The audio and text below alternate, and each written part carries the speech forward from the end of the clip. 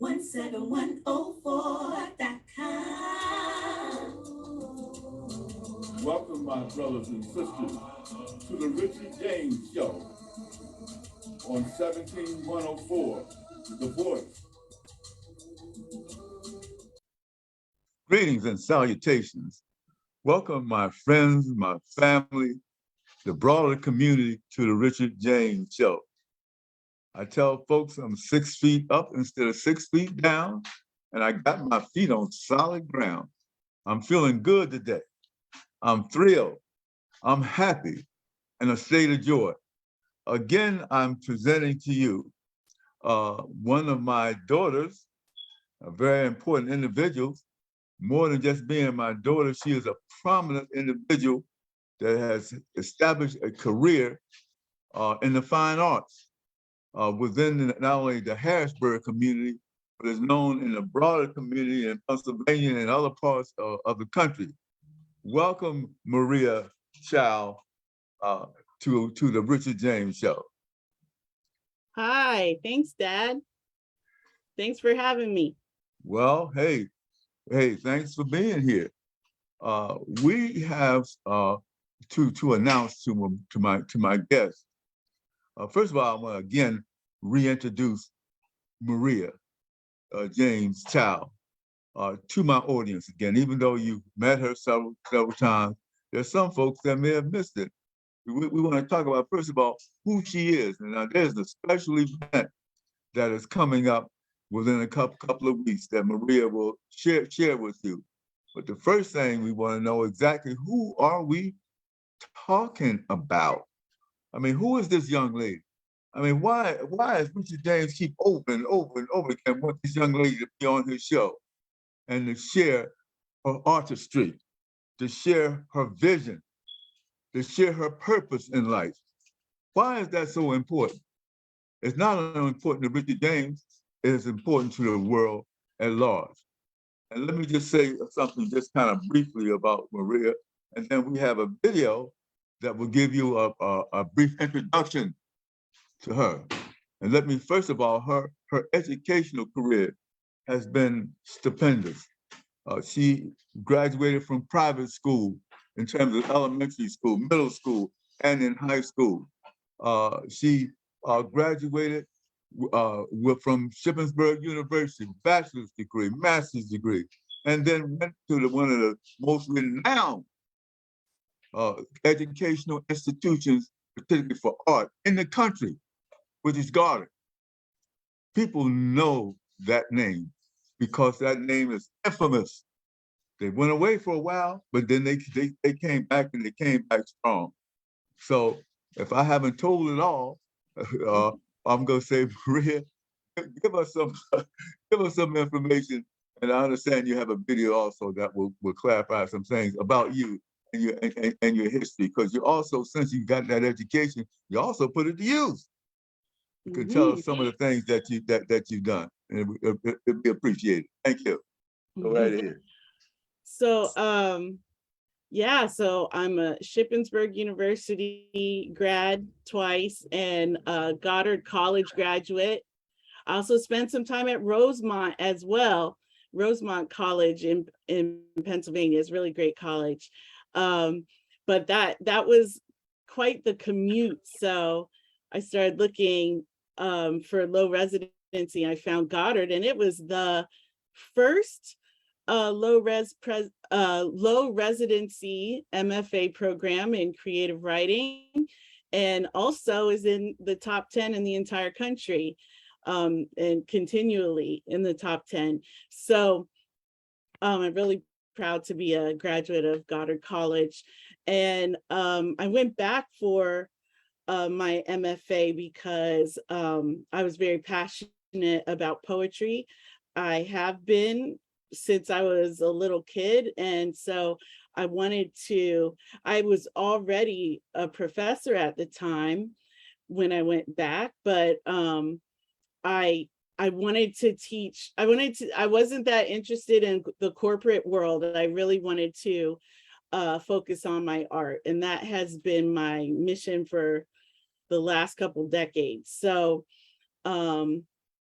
I taught for 16 years in higher ed, 2 years in high school, and now I'm going back to higher ed. So yeah, that's it in a Great, great. nutshell. But I understand you have a video that just sort of express some of that. Let's just take a look at it. Yeah, it pretty much promotes Okay. my latest book, Count Yeah. Each Breath. Okay, let's roll it.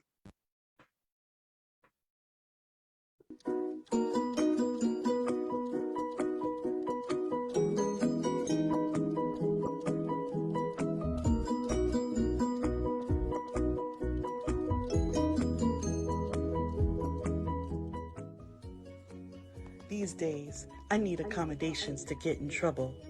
Good trouble, necessary trouble. A scooter with a hot pink cushion so while seated, I can stand for women. Red, black, and green wrapped arms, a resting place for clenched fists, with a slot for a picket tightened like truth so my sign won't lean. Planks of purple to gird up swollen feet, and a motor that buzzes songs of solidarity and freedom.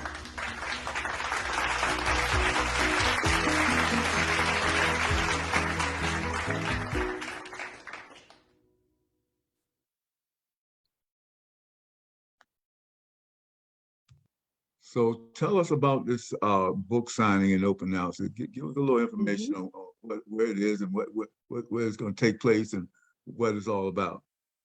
Yeah, so in the last frame there, you saw a description of Count Each Breath. That's my 4th book, and it's being published by Wild Ink Publishing. And Wild Ink is hosting a performance and book signing at Open Stage of Harrisburg. Some may remember when we did the Court Street Poetry Jam. It's the same theater, Open Stage, attached to the Hilton Whitaker Center area. And they have a newly remodeled space that is just gorgeous. So that has seating and a bar and a nice little stage. And that's where we're going to be for the book launch. While there, it's going to be hosted by Kamika Campbell, Dr. Kamika Campbell of Black Newsbeat. Okay.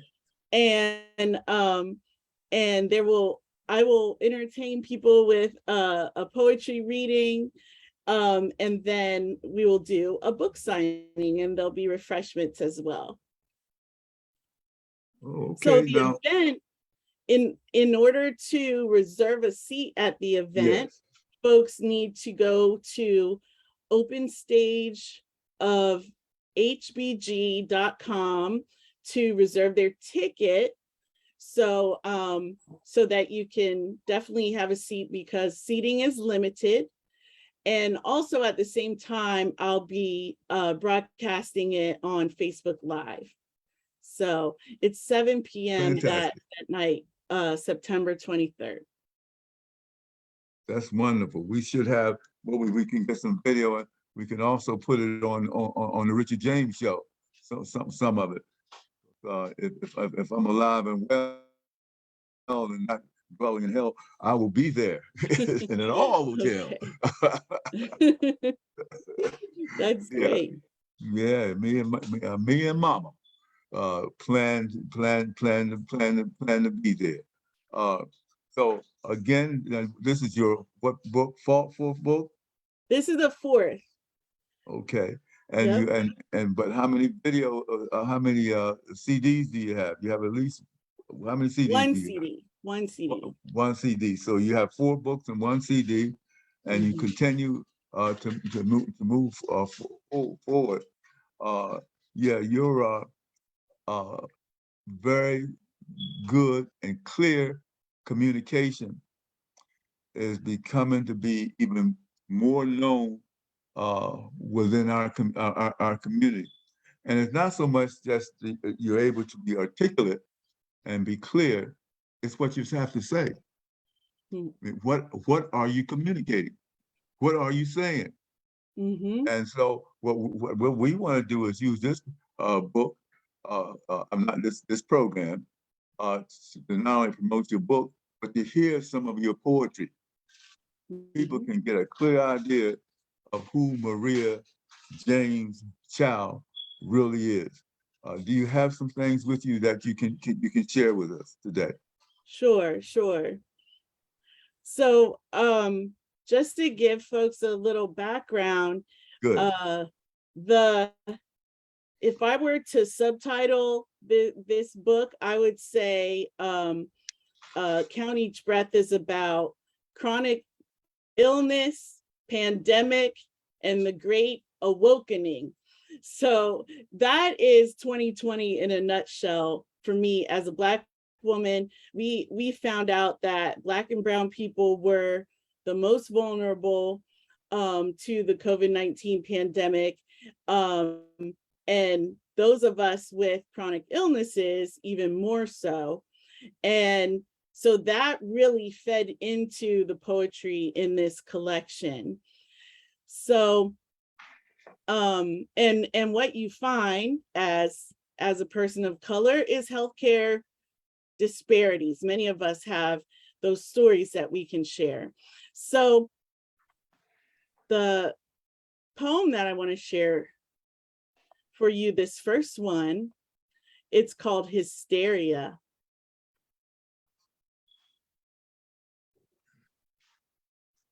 My immune system is on the blink. Common colds collapse, lungs handshake, skins peel off in sheets. My friend says hers hates melanin, fights the skin she's in, unpeels her like fresh fruit. We share a smoker's cough without the smoke. This unnamed thief of words and air, it shadows us on stage, stands in our spotlight. My girl's babies cry for glory on the courts in the classroom, yet she responds like they're still hungry bundles. Now all her arms hold is the lump and throb of her, a dripping faucet. My friend's throat is a noose. She becomes a caricature, eyes bulging. Her sweat-drenched heart skips, runs the way she hasn't since we were in school. My sister's cells sickle like little warriors.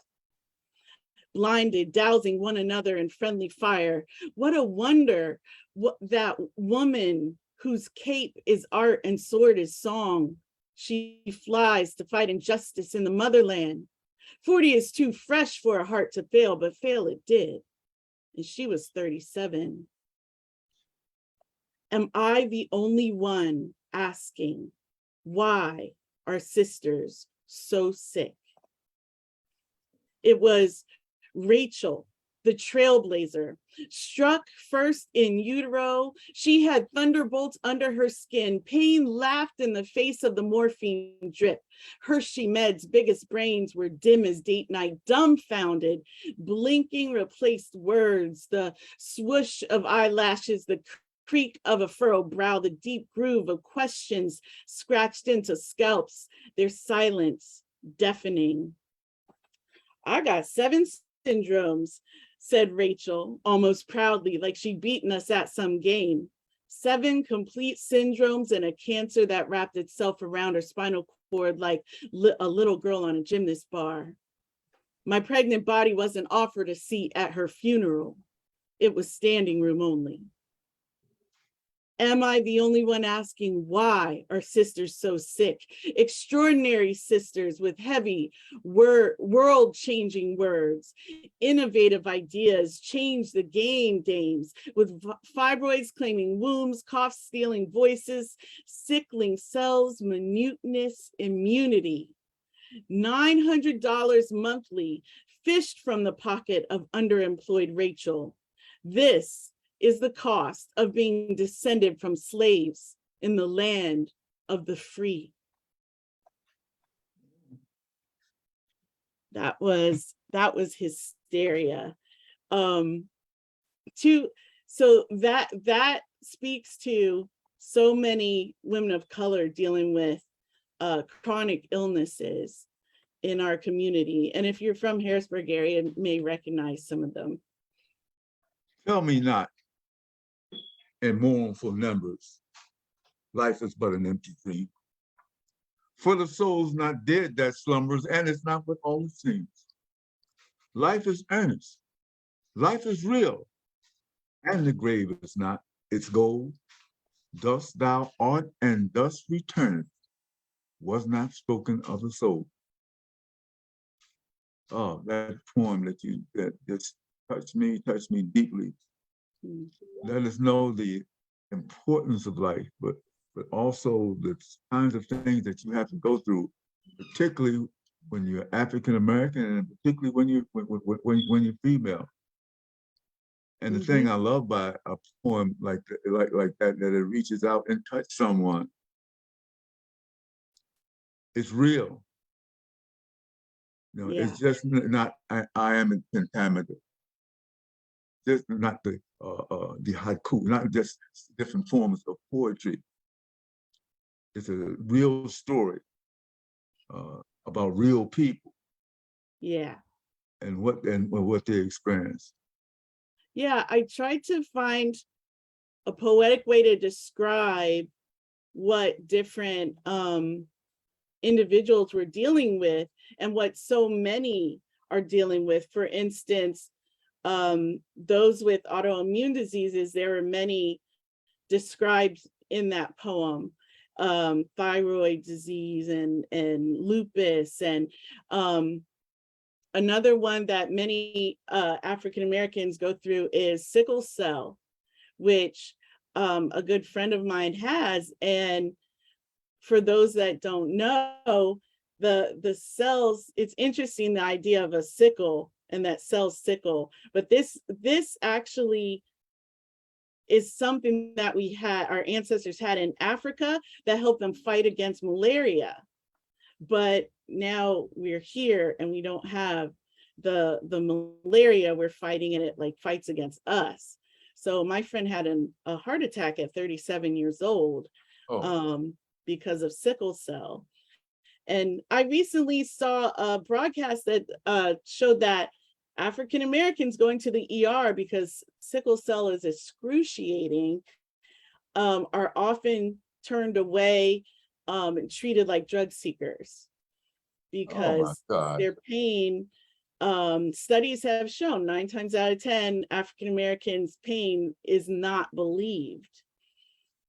So this is something that this is a conversation I want to start with the poetry in this collection. You're raising up an issue that many people are not totally aware of unless they've experienced it. African Americans have problems wherever they go. And it's not just African Americans, it's people of color, and it's also poor whites. We're in a society that's dominated by the dollar. And sometimes if people cannot produce the dollar, they don't get the same services. And sometimes when they have the dollar and they're Black or they're female, they don't get the appropriate service. Just depending on who the individual is that's dealing and they're coming in contact with. No question, we live in a racist society, and we have got to learn how to cope within that society. Yeah, I read a study recently that showed that it didn't matter if it was like, say, a Black woman living in poverty or a Black woman with a PhD, that they still got less service than the whites in the same situation with the same kinds of symptoms. Things like their pain being ignored or not believed, issues like not being listened to, or the doctors not being familiar with how what they're dealing with impacts African Americans differently, things like that. Sometimes go ahead. Yeah, another thing that really disturbed me as someone with a lung condition, that the oximeter that they put on your finger to test your heart rate and your oxygen level, just to, and they use this during the height of the pandemic to know if you should be admitted or be sent home. Those were never tested on melanated skin. So the light doesn't even, many times they are inaccurate when it comes to African Americans or anyone with brown skin. They are inaccurate. They are not made for people with brown skin. So this was a study that was talked about on NPR that I heard about. So even something as simple as that, you can buy your own. If you have asthma, you're going to need this. You have COPD, you're going to need this. And then come to find out that you might have really severe COVID and still be sent home from the emergency room because the equipment is faulty. Oh boy, oh boy. So you have to be conscientious. You have to ask questions. If there's something that you don't understand, then ask the nurse or your doctor, and you got to speak up. You don't just accept it. You have to speak up, not only for yourself and your family, but for our posterity and other people. Hey, now what is this? Explain it. And maybe there's an explanation for it. And maybe there is no explanation. Right. They need to hear from people like you. That's for sure. Wow. Yeah. What else you have for us in terms of book? You got any other yes. So you mentioned haiku. This is the first time I really tried my hand at writing haiku, and I got my haikus published in Haiku Literary Journal through Moonstone Press in Philadelphia. Wonderful. So this one is called Natural Woman. The ancients believed, name a thing, be empowered. So help me name this. Skin sheet peeling, breath stealing, crushing pain in chest, tremors, joints inflamed. Still, it has no name. Like the bush burning, it is. Heart skips, drags, and runs. Names are powerful. Blood panel, biopsy, but unidentified. This is the nature of woman, neglected from studies, unnamed still. Asian orient. Yep, that's a haiku. And this next one is called She, and it is also a haiku. Okay. There are shards in my wounded womb, vicious slicing up her safe space. She, the little girl that giggles, plays behind my eyes, her breathless whispers. She was never born. She was worth the pain, alas. Why should I still try? I can't usher her into this world where she will be used, discarded. She bodies belong to everyone else. They are never fully served. She. Wow. The thoughts, the spirit, the information that one can share through the vehicle of poetry is unbelievable. And you have an ability to express yourself like most people don't have. The majority of people don't have the ability to express them, write the way you write, communicate the way you communicate, share the way you share. But one thing they can do is appreciate you, appreciate the information and understand the information, because you also communicate at a level that anybody can understand. you're not using such polysyllabic terminology that the average person cannot understand or cannot soak in. Right. It's just a wonderful thing. And many people don't know what haiku is. It's an Asian form of Oh, poetry. I should say that for those that don't know, haiku is written in syllables, where the first line has 5 syllables, the next one has 7 syllables, and the last one has 5 syllables. And those poems that I did had several stanzas of haiku. So in case you were wondering what a haiku was, that was it. Yeah, haiku comes out of the East. Comes out of the East. It's Asian. Japan. Yes, it does. And I studied haiku 30, 40 years ago, and I loved it. Because it has the ability to express itself and really with the limited use of words, in terms, and you do it in such a magnificent manner. But Maria, you have traveled, I know, throughout the state, and not only that, give us a little bit of history. Now you also went to France. You went to La France.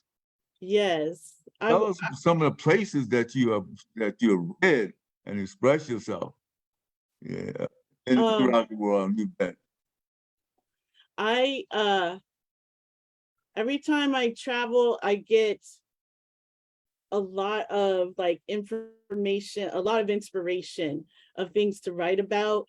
In high school, I had the opportunity to go to Italy, and that was really a blessing, to learn about the artwork there, to learn. Excuse me, just Maria. Just want to add to that. Yes, and that was through magnet school. Am I correct? Right. That was through the Arts Magnet School. Okay, go ahead. I'm sorry. Magnet School, which then was like the precursor to what's now CASA. So the Harrisburg Arts Magnet School, and because of a wonderful teacher, help and encouragement, I was able to go to Italy. We visited Rome, Milan, Napoli, Florence, and just it was a wonderful experience. So that really influenced me to think about what it meant to be a psalmist because of the statue of David that was there, and just really feeling like I was hearing God's voice and really in that place. It was really a great, wonderful trip. And then fast forwarding, back in 2007, I read a book called Paris Noir, and it was about African Americans who settled in Paris during the Harlem Renaissance. They were there because they were treated as artists regardless of color. They didn't have to deal with lynching and boycotts and all kinds of craziness, book banning, all of that, because of the color of their skin. They could just be, they could create. And so they settled a whole area in Paris, and there was, it was just an awesome experience that Langston Hughes wrote about in The Big C. Yes. And in many of his poems as well. And so there is a company there called Discover Paris, or at least there was when I was there. And it's an African-American owned company, and they do the Black History Tour of Paris. And so I got to go there in 2007 and learn about where Langston Hughes lived and worked, and about Bricktop, who was a great club owner. She owned these nightclubs all around the world. A Black woman, Augusta Savage, and other great people that settled in Paris. So that I went there, and then 2011 and 2015, I got scholarships to go to study with Marilyn Callett through VCCA France. That's the Virginia Center for Creative, I'm saying it wrong, but VCCA. The Creative Center. Anyway, they have a studio in France, and I got to be there twice in the south of France in a little town called Auvillard, which Wow. is where the pilgrims walk through Auvillard to, when they're coming from Spain, they walk through Auvillard to visit all the magnificent churches and things. So the town is used to welcoming visitors. And the workshop was called "Oh Taste and See." So we really just soaked in all of the tastes and sights and sounds of France. And I believe my poetry really grew in imagery through that experience, being able to describe things really vividly. It was a great experience. And I got to read there in a church that was built in 1100, I believe. It Wow. was, yeah. So When was you me. lean on the wall, it comes with you. I know that. But it was a great experience. What happened to a dream deferred? Does it bow down like a heavy load, or does it explode? Langston Hughes. He's one of, Go ahead. yeah, he's definitely one of my favorites. And my favorite time period is the 1920s, the Harlem Renaissance. Harlem Renaissance. Mm-hmm. He attended he attended Lincoln University in Pennsylvania. Yeah. People may not realize that my father-in-law attended Lincoln University in Pennsylvania, along with Guam Nkrumah, former prime minister. But I hear you talking about France. Many of our artists, I know personal friends, a couple of artists, and one named Joe Chambers, who was a jazz musician, and Charlie Bourne, spent much of their careers in France. And there are two African-American females that stand out. They weren't poets, but they were singers. A woman by the name of Josephine Baker. Mm-hmm. Josephine Singer, Baker. dancer.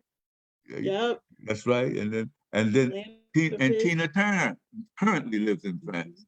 Mm-hmm. And moved to France many, many years ago. So two African-American female of high standards. And the wonderful thing is that with your traveling, making these presentations, interacting with people, that you tend to grow as a person. I was just remembering how I was nervous before when we were preparing for the poetry reading in France. Okay. And I had expressed that to Marilyn, my mentor, who was our teacher there. Yeah.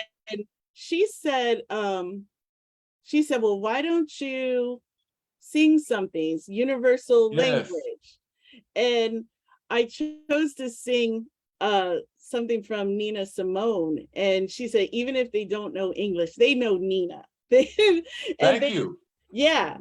Nina had expatriated to France as well, and they love Nina. So that really, she was a lot of people's favorites. And I sold every single book I brought with me that night. Speaking of singing, do you have something that you want to share with us in terms of song? It may not be in your current book, but is there something, anything? I'm not going to throw out anything. I'm not going to think, but anything that you feel that you can just give us a few verses of. Well, I didn't prepare that, but I'm looking up lyrics just to make sure. I understand. Yeah. But maybe that song I did in France. Yep, got the lyrics. Okay. So this was the song I started my act with in France. I want a little sugar in my bowl. I want a little sweetness down in my soul. I could stand some loving, oh, so bad. feel so funny. I feel so sad. I want a little This is steam on my clothes. Maybe I could fix things up so they'll go. What's the matter, Daddy? Come on, save my soul. I need some sugar in my my bowl. I bowl. ain't fooling. Give me some sugar in my My bowl. bowl. Want a little sugar in my bowl. A little sugar won't hurt at all. Yes, in fact, it's probably even better than strange fruit. Strange fruit's another one that you sing sometime. Billie Holiday's Strange Fruit. But the history and life moves on, Maria. Until one day it will end for all of us. But it continues to move on. So you're having this open house. Uh, give us what do you think will happen? What is your itinerary? What is your uh, what is your expectation that will take place? And again, what's the time? It's September 23rd, a Friday at 7 o'clock. It's 7 to 8:30 to leave time for the book signing specifically. But Yeah. there'll be, it's a really nice atmosphere. So there'll be some nice music playing and room for mingling and people to get refreshments and things. But the program itself will be emceed by Dr. Kamika Campbell, who hosts Black Okay. Newsbeat. And she's a great supporter of mine, and I love supporting everything she does, especially like Juneteenth, the first really, really large scale week-long Juneteenth celebration in the city. So we're teaming up. The jury's still out. I have invited a musician to join me as well, but I'm not sure yet if she'll be able to make that happen. So that might happen. But also a poetry reading, and and then after that we'll flow into the book signing portion. Let us So know if you need any drums, because we got a few drummers that exist that are pretty darn good. okay, that's great. You let us Yeah, know. I mean, if You put your program together. it and I sent out something to our family members that I'm connected to on Facebook, and saying, that they should make sure that they get a ticket on Open Stage of Harrisburg's website, so that it doesn't fill up. So go on there and make sure you get the ticket. Yeah, so it's Open Stage of Harrisburg. And And this good. And I'm thinking that with this new book, you may have another book signing at some point. yeah, There may be some other areas. I Uh, I had I, specifically am. yeah I had a book signing in Chester, for example, Mhm, uh, years ago. In fact, you were there, and yeah.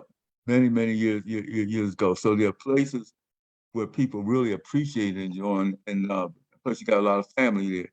So Mhm, uh, yeah. yeah, but I think that regardless of whatever the program is, and I just threw the drum. You don't feel obligated to start your day the drum, but but anything that you need that's available is there. You got a brother that plays a mean drum. I'm telling you, he's awesome. Uh, Yeah. I but I will also in Harrisburg on September 30th, I'll be performing at Elementary Coffee.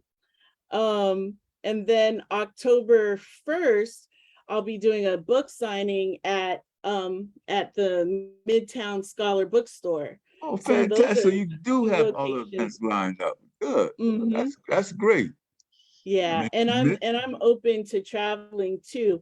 For my birthday this year, the birthday fundraiser was for book tour. So I have got a little bit together to travel, and I'd like to take it as far as I can. So if people are in other areas and have a connection to a bookstore, whether it's virtual or in person, I'd be happy to come and share my work in your yeah. area. You got certain communities that are really known for poetry. Allentown is one. I used to perform in Allentown quite a bit. Wilmington, Delaware. Your brother used to give poetry poetry venues once a month, and him and Yeah, Francis. there's Yeah, a so lot of great ones. there's a lot of them they're all over. Philadelphia is a big one. So it's the thing about it, and the more you do, the more people are aware of what you can do. That's for sure. Because you bring an awesome product with you. It's not like you come in and you're still learning. You're also teaching and sharing. Yes, Thank indeed. you. That, Yeah, that, I one thing that I did for the first time during the shutdown was read at bookstores virtually. I did a reading ah, in Atlanta, but I wasn't in Atlanta. It was because that bookstore set up the reading and had me as a feature. So I love that we have that capability. So it's a lot easier than say 10 years ago when you're just trying to jump in the van and go somewhere. It's a lot easier to get around the country now. yeah, and with that extension, uh, some of these stores can help distribute the book. That's I mean, right. That's right. and sell the book. There used to be a bookstore called Drum and Spear in Washington D.C., and they used to Mm. sell all my books. And they had a gentleman named Che Guevara and some other blacks that were poets. And back in the day, uh, the two were synonymous. People that were involved in the struggle and the whole artistic uh, uh, venue helped to push what we were trying to do, and we were said in poetry. And I see the same thing. You're encouraging young people to, first of all, to believe in themselves and to say, hey, there's a struggle going on, and you're not by yourself.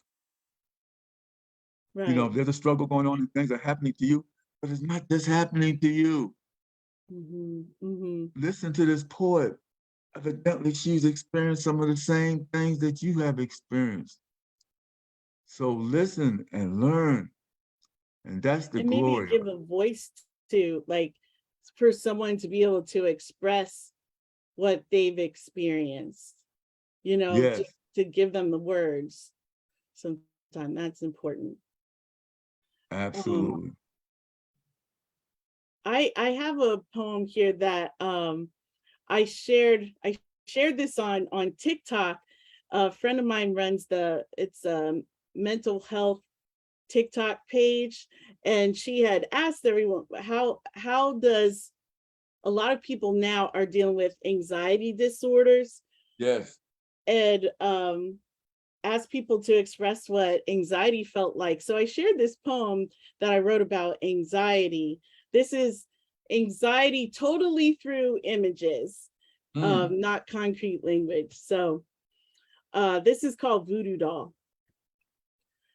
My teeth free float in my mouth, held only by a thread of flesh. They avoid the electric walls of my gums. They are bells tolling. If I could sleep, they would grind. My eyelids are glued open. My throat is sewn shut. A witch sticks pins in my joints, drills her thumbs into my hips, pounds my head till my stomach churns. They call this mourning. I wake up in it. Every day I remind myself to breathe. Not the quick, shallow breaths I feel, but slow, steady, deep. I tell myself I still want to. Lord have mercy. And that's just a picture of anxiety, like, and it is so prevalent after the trauma everyone has been through in the world since the pandemic hit. It's been very, very, very prevalent. Yes, yes, and yeah, this pandemic and it still exists. That's totally going away. That people have been learning to been able to cope with it, better than they were able to cope with it before. Mm-hmm. But without the pandemic, there's racism, Yes. inequality. Uh, without the pandemic, there's discrimination. Without the pandemic, we have our Donald Trumps of the world. I People know there. who try to attack democracy. Go ahead. Mm-hmm. Go ahead. I recently read that the word apocalypse, Yes. in the Greek, means an unveiling, and it's defined as not the end of the world, but the end of the world as you know it. Yes. So I definitely feel that's what we've been through, is both the end of our world as we knew it, our world changed, but also an unveiling of all of those things you're talking about: racism, discrimination. We knew it was there, but apparently there are some people that whose eyes were still closed to that. And through everything, through what happened to George Floyd, through the uprising, it opened a lot of eyes. Mm-hmm. And those that stayed shut, I think, wanted to remain shut. I think a lot of times it's a choice. So as you're saying about like politics and things, like it's really a shame how people can be misled and things like that. But just listen to your neighbor. Just listen to the person next to you instead of judging them right away. Just, it's not that hard. And let's not forget, that we're all human beings. And there's an old song that all we are saying is give peace a chance. Mm-hmm.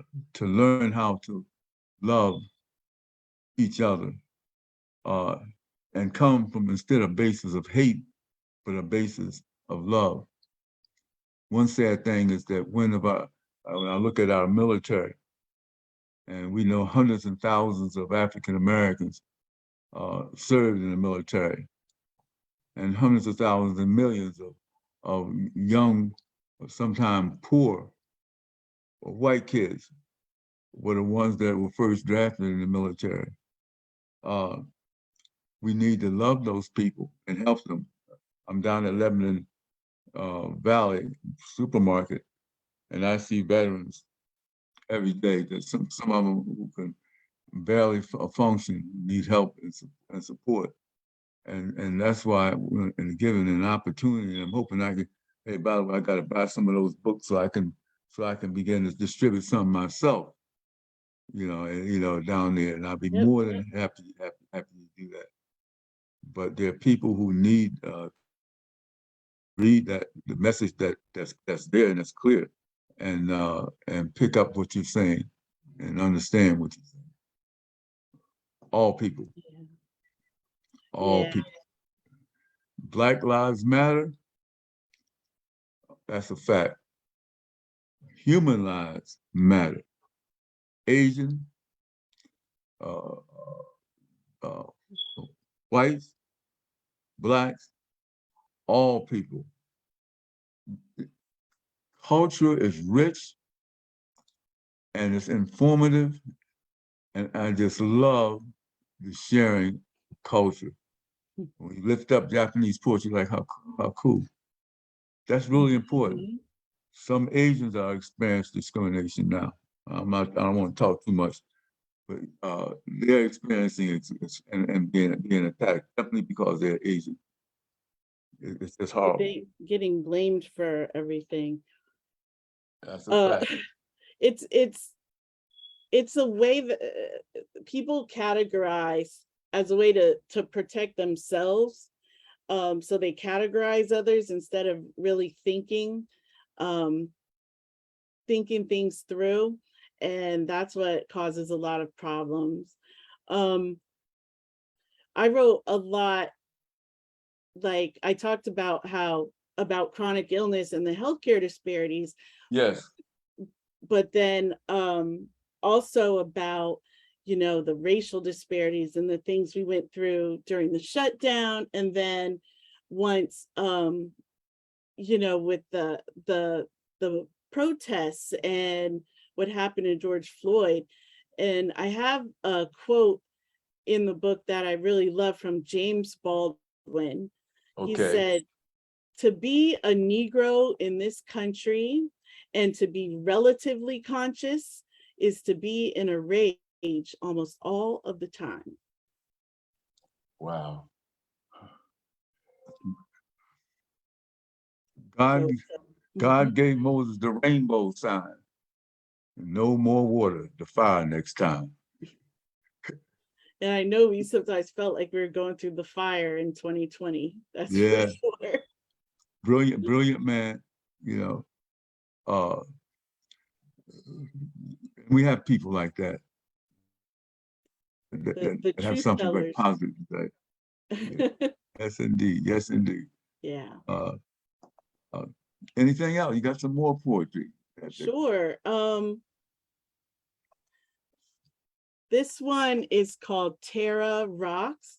It was published in Cutthroat Journal of the Arts, and it's also in Count Each Breath. And it's Terra, Terra, Terra as in earth. Gotcha. Okay, so let me take a sip.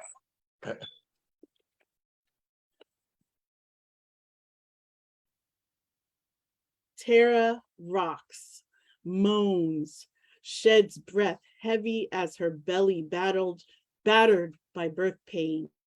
Her brings no relief from contractions 4 centuries apart, getting closer. The squeeze steals resolve, rests, erupts again. It comes in waves, the tearing tsunami of pain. Super spreaders in Corona-colored hats, dark faces threaten blue just by existing. Karen Amy Cooper's a stranger. He is shot before her latte cools.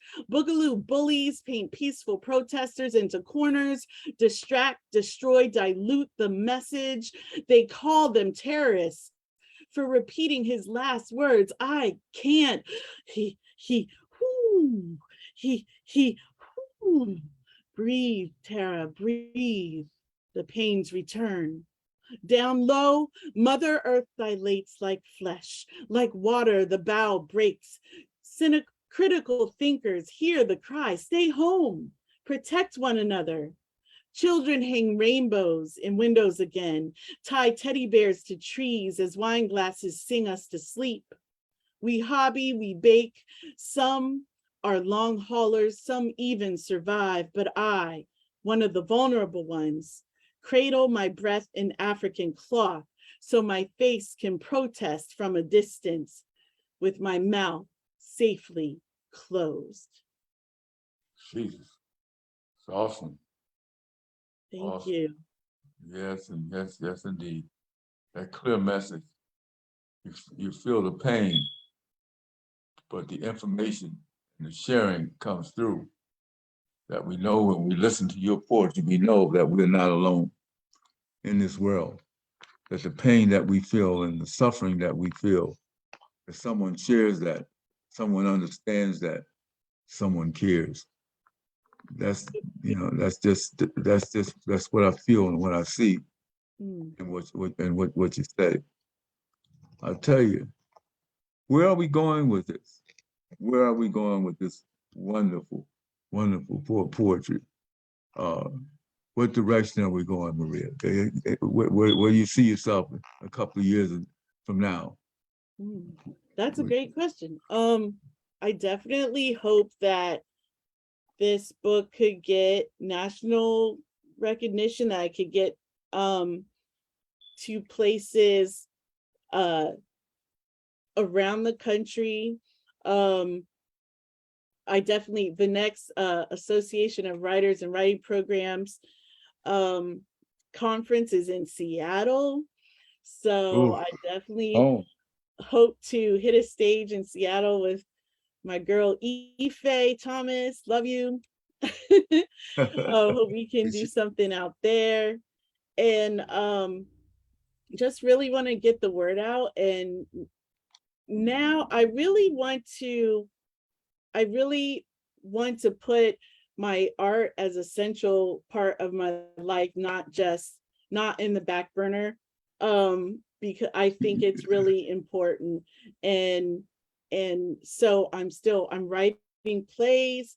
I am producing work and putting events together, because I think it's really just something really important. And that's where my treasure is, and that's where my heart is. So I'm gonna keep writing.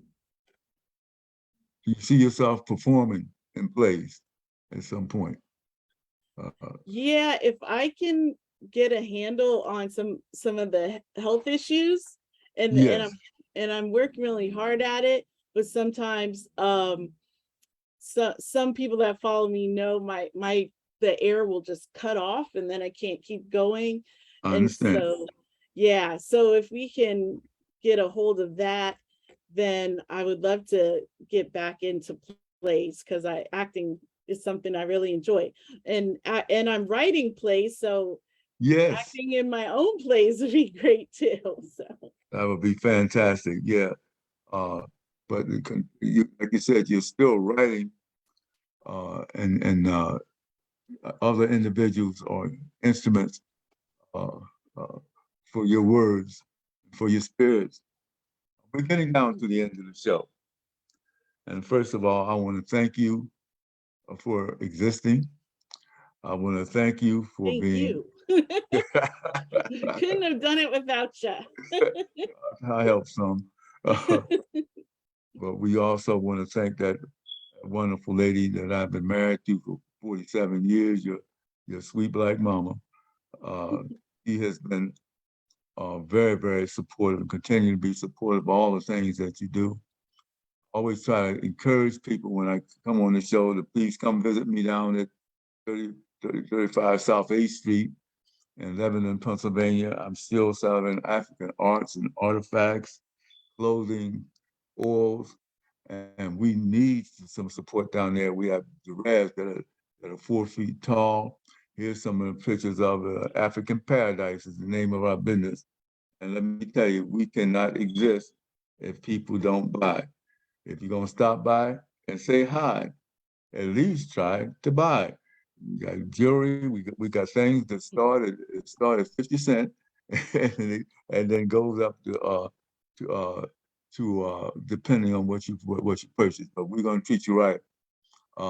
Thanks again, Maria, for being on the show. Would you like to have some brief closing remarks? I just want to tell everybody you can follow me on social media. I'm Maria the Poet on Twitter and Instagram. I'm on TikTok. I'm on Facebook. Maria James-Thiaw, Thiaw, and you can pre-order Count Each Breath today on Amazon. Can we show that poster again for your open house? Then you have a poster. Yeah, there's a picture of the book. A picture of you. Here it is. This is Yep, that's Midtown Scholar Bookstore. I'll be there on October 1st. I'll be there the whole afternoon signing books and meeting people. So I'd love to talk to you about this stuff.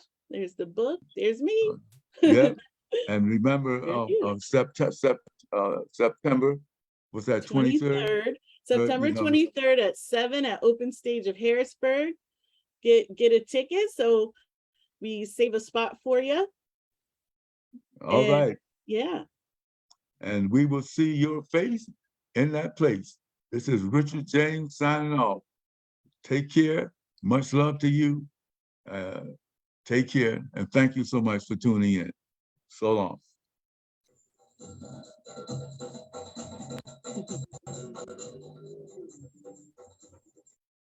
Thank you again for tuning in to the Richard James Show. Our African and our African American programs are set up to educate you on what's going on in this world. We thank you for taking out the time to listen. Let us hear from you sometime also. So this is your neighbor and your friend signing off. Until I see you again next week and hear from you again next week. So long. God bless.